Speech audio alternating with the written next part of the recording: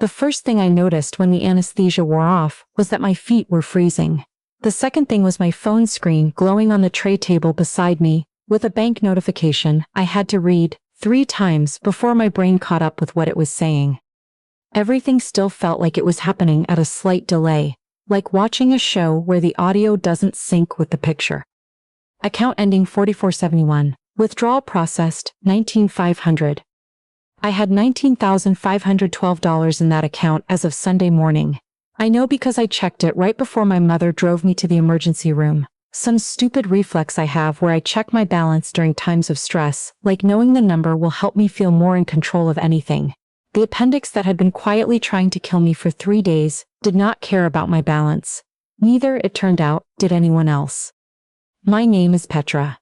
I'm 31 years old, and on the morning of my emergency appendectomy, I had been engaged for 4 months to a man named Holden, who proposed to me on a Saturday afternoon in his mother's backyard in Georgia, while his entire extended family pretended to be busy with a barbecue they had very obviously staged. The ring was white gold with a small oval stone that had belonged to his grandmother. And I loved it not because of what it cost, but because of how old it was, the kind of old that carries weight in a way new things just can't. We had been saving for our wedding for 3 years, even before he proposed, because I am the kind of person who opens savings accounts the way other people open umbrellas before the rain starts. I had built that $19,500 carefully and slowly over time. $250 from every paycheck, plus end-of-year bonuses, plus 2 consecutive tax returns I didn't touch. We'd already put a deposit on a venue in March. My dress appointment was scheduled for the following week. The account had been open since I was 19 years old. My parents co-signed it when I started college because I had no credit history and the bank required it. I had meant to remove them as signers every single year since then. Somehow, I never got around to it. That oversight would end up costing me $19,500. When my mother came in holding 2 coffees and a smile that didn't quite reach her eyes, I already knew something was off. I have known that particular smile my entire life. She wore it at my college graduation when she was pretending everything was fine, and it wasn't. "How are you feeling?" she asked. "Like someone removed something through a very small hole," I said. "Who withdrew my savings?" She set the coffees down on the tray table. "We should talk about this when you're stronger." "I feel fine," I said, which was a lie. My whole right side felt like a bruise the size of a dinner plate. "Who withdrew my savings?" She sat in the recliner beside my bed the way someone sits when they've been rehearsing a conversation for a while. Not nervous. Prepared. "Your brother needed help with his down payment," she said. "He had until Friday to close on the condo and he was short. We didn't want him to lose it." I didn't say anything for a moment. "He was $18,000 short?" I asked. "It was the down payment and closing costs together. You know how competitive the market is right now. He's been trying for 2 years and this was finally the right place, the right timing, and she paused. "We needed to move fast." "You moved fast," I said. "You moved so fast you didn't call me first." "You were in surgery." I was in surgery for 4 hours. I was in a recovery room with a phone on my nightstand for the other 20. She looked at her coffee cup instead of at me. "We thought you needed to rest. I want to tell you about my brother, because the savings account wasn't really the beginning of this story. It was just the moment everything I had been looking at sideways my whole life finally came into focus. My brother is 28 years old, and for as long as I can remember, he has existed in our household the way the weather exists, a constant force that everyone else organized their lives around. I don't think my parents ever made a conscious choice to treat us differently. I think they just kept responding to his needs the moment those needs arose, and the habit of responding became indistinguishable from love. When I was 17, I got a part-time job at a coffee shop to start saving for college. That same year, my brother lost his first job, and my parents covered his car insurance quietly for the next 18 months without asking him to contribute anything. When I graduated community college with a 3.9 GPA and transferred to a 4-year school on an academic scholarship I had applied for myself, my parents gave my brother a used car because he needed reliable transportation for a job he just started, which lasted 8 months. When I passed my paralegal certification on the first attempt, after studying nights and weekends for 4 months, my father said, "That's great, honey," and then asked if I'd seen the email from my brother's new employer, because the salary looked encouraging. When I signed my first lease on my own apartment at 23, there was a card on the kitchen counter that said congratulations. When my brother signed his lease on his first place at 24, there was a family dinner. I kept my fingers crossed for my brother every single time. I want to be clear about that, because it would be easier and tidier if I had resented him, and I never did. He is not the villain of this story in any clean sense. He was just a person who had been taught gently and consistently that he was the one people checked on, and I had been taught just as gently that I was the one who didn't require checking on. Somewhere in that arrangement, not requiring attention became not requiring consideration at all. Holden arrived that afternoon, with a paper bag from the Greek place on Fifth that I'd been craving since before I went under. He took one look at my face and set the bag on the windowsill very deliberately, the way someone sets something down when they understand the room has changed. "Close the door," I said. He closed the door. I told him everything. The notification, my mother's explanation, the amount, what that account was for, how long I had been building it. He stood with his arms crossed and his jaw set, and when I finished, he didn't speak for almost a full minute. "Say something," I said. "I'm trying to figure out what to say that won't get me in trouble." "Say it anyway." He sat on the edge of my bed, careful of my IV line, and looked at my hand for a moment. Then he said, very quietly, "They've had it for years. If they needed that much money that fast, they could have called me. They made a choice not to." He was right. They had his number saved. He had been to Sunday dinner at my parents' house a dozen times. My mother had his mother's peach cobbler recipe on an index card in her kitchen drawer. They had not called him. They had looked at a joint account with my name on it, and made a decision without making a phone call. That night, once the hall outside quieted down, I lay there and tried to reconstruct the timeline. My brother had known about the condo for weeks. He'd mentioned it in passing at my parents' house, the way he mentioned every important thing, casually, assuming the details would get handled. My parents had known about the gap in his down payment. They had known, and they had looked at the landscape of their available options, and they had looked at me, sedated in a surgical suite, with my name still on an account they could access, and they had made a deliberate choice. Not a panicked, middle-of-the-night decision, a deliberate one. I was discharged on the 4th day, with 2 prescriptions and a particular kind of clarity that had not existed in me before. I moved back to my parents' house temporarily, because our apartment had a staircase I wasn't cleared for yet, and every day in that house felt like reading a document I had always suspected existed, but had never been shown. My mother was on the phone with her sister twice a day planning a housewarming for my brother's new place. She discussed catering options in the kind of exhaustive detail that I recognized immediately as enthusiasm, the real kind, the kind you can't fake. She compared venues for a party supply run. She debated tablecloth colors. She did not mention, in any of these conversations, that her daughter had been through emergency surgery 2 weeks earlier. Not once. I found my father in the kitchen one evening when I was trying to make tea with my left hand, because my right side was still sore. "We're going to pay you back," he said. "I want you to know that." "Okay," I said. "I want you to understand the situation." He had been trying for 2 years to get into something. Every open house, every offer, getting outbid over and over. This one was the right place and there was a hard deadline. And we just made a decision about my money without asking me, I said. He rubbed the back of his neck. "We knew you'd understand." I set the kettle on the burner. "That," I said, "is exactly the problem.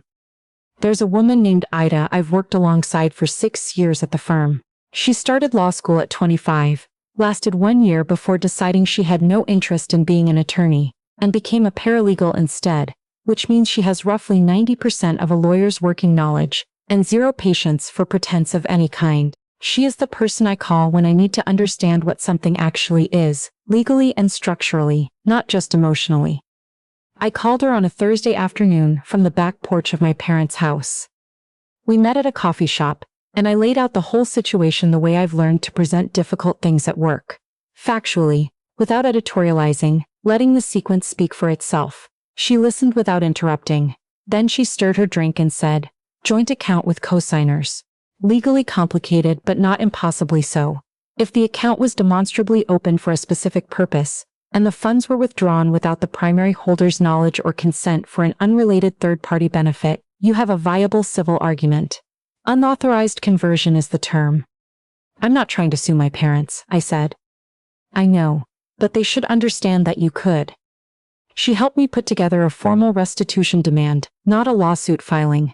A document that named what had happened in plain language, the account history, the withdrawal date, the amount, the purpose the money had been designated for, and requested repayment in full within 60 days, professional, unemotional, the kind of document that makes clear, without raising its voice, that what happened has been categorized and will not quietly disappear the way difficult things in my family had always disappeared before. We agreed it should be delivered to my parents' house during my brother's housewarming. I want to be honest about my reasoning, because I've thought about it a lot since then.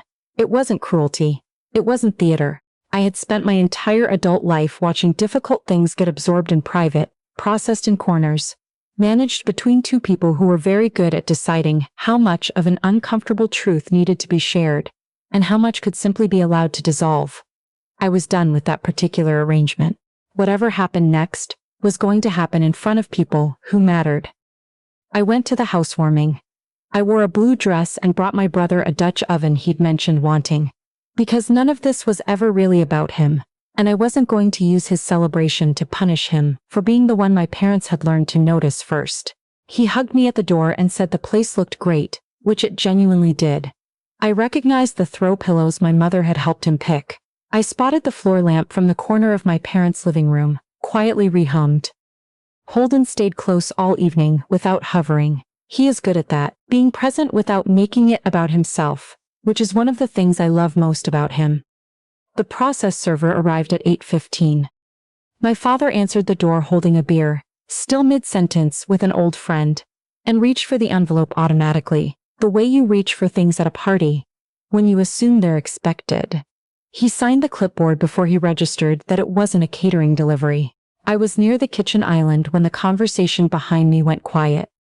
I watched him open the envelope. I watched his face move through it, confusion first, then recognition, then the slow overhead flush of a man who understands exactly what he is holding, and why it exists at this particular address on this particular evening. My mother appeared at his elbow. "What is that?" "Nothing," he said.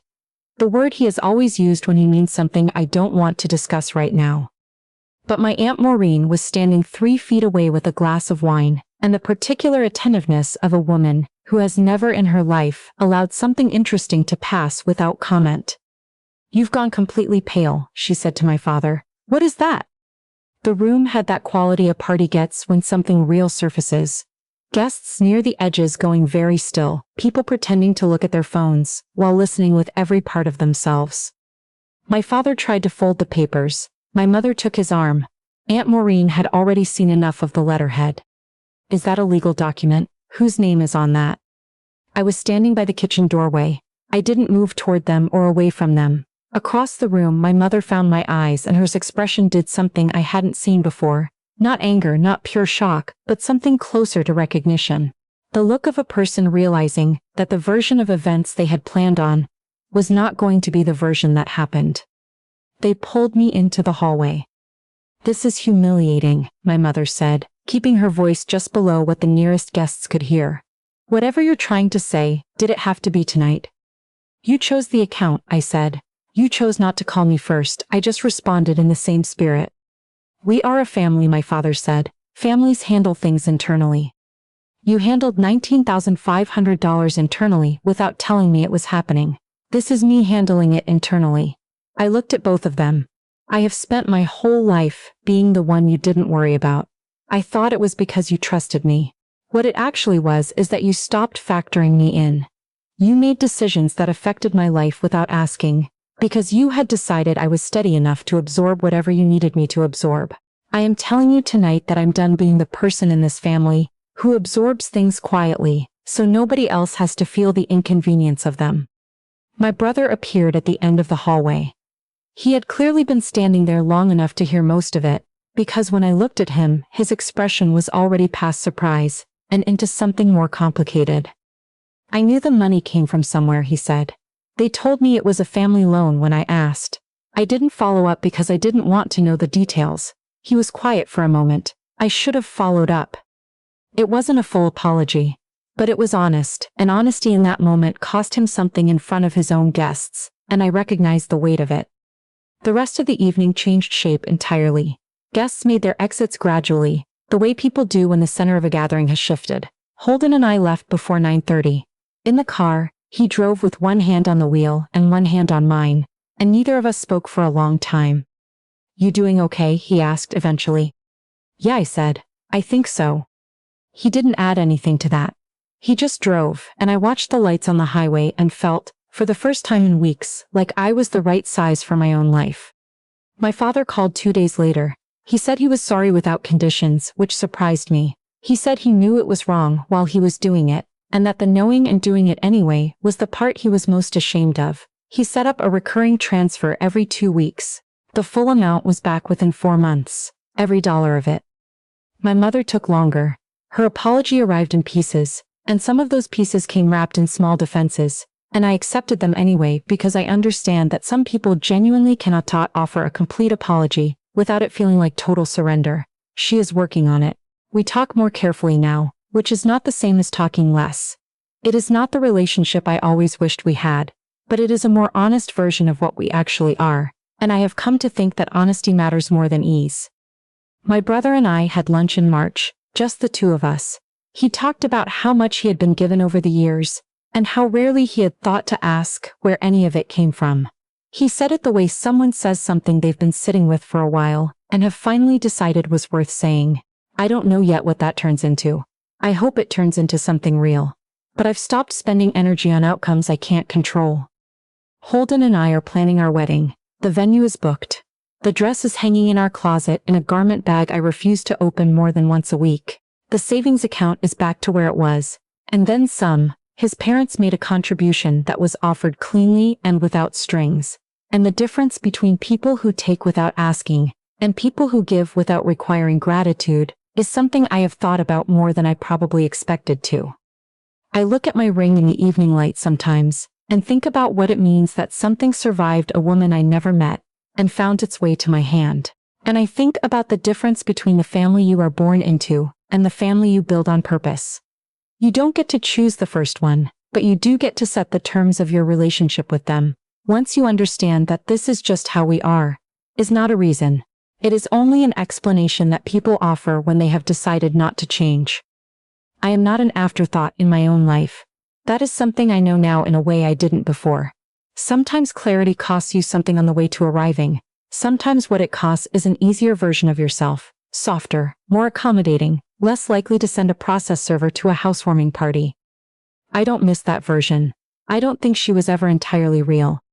If you stayed with me through all of that, I mean it when I say thank you. I'd love to know where you're watching from today, and if you've ever felt like the invisible one in your own family, tell me in the comments. I read every single one, and I'll see you in the next story.